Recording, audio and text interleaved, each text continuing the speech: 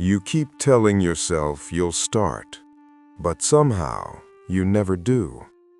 You plan it out in your head. You even feel motivated sometimes. This time will be different.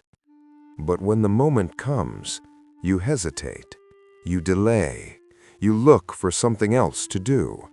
And before you realize it, the day is gone. And after a while, you stop questioning it. You just label yourself, "I'm lazy." Most people avoid understanding themselves. If you're not one of them, subscribe now.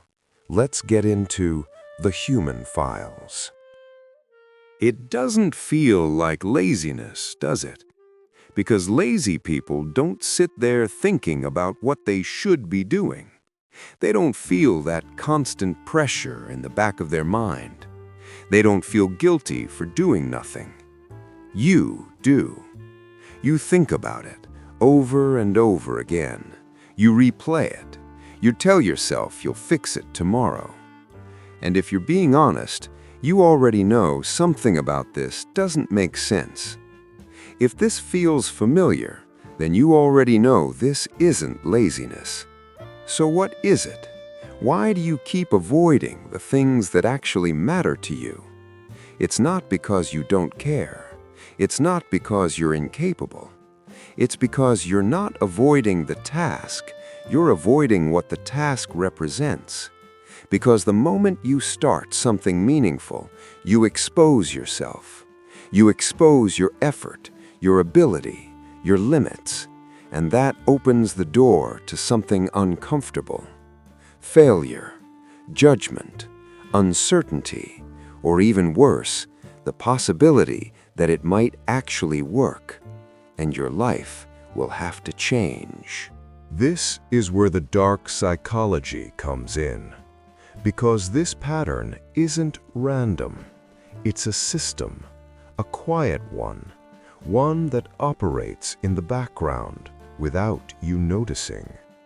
Your mind is designed to protect you, not to push you forward, but to keep you safe. And safe means avoiding discomfort, avoiding risk, avoiding the unknown. So when you get close to doing something important, your mind doesn't say, "Stop." Instead, it redirects you. It creates distractions. It makes small things feel urgent. It convinces you that now is not the right time. Start later. Do it when you're ready. Just take a break first. And you listen, because it feels reasonable. That's the trap. You're not being forced. You're being guided away. And every time you follow that path, you reinforce the pattern. Avoid, feel relief, then repeat. That relief you feel, that's what locks you in. This is why you feel stuck. Not because you're lazy, but because part of you is trying to protect you from something you don't want to face. Because if you actually commit, then it becomes real. There's no more hiding behind, "I'll do it later." No more pretending you could have done it if you wanted to. You either do it or you find out the truth. And that truth is what most people are avoiding.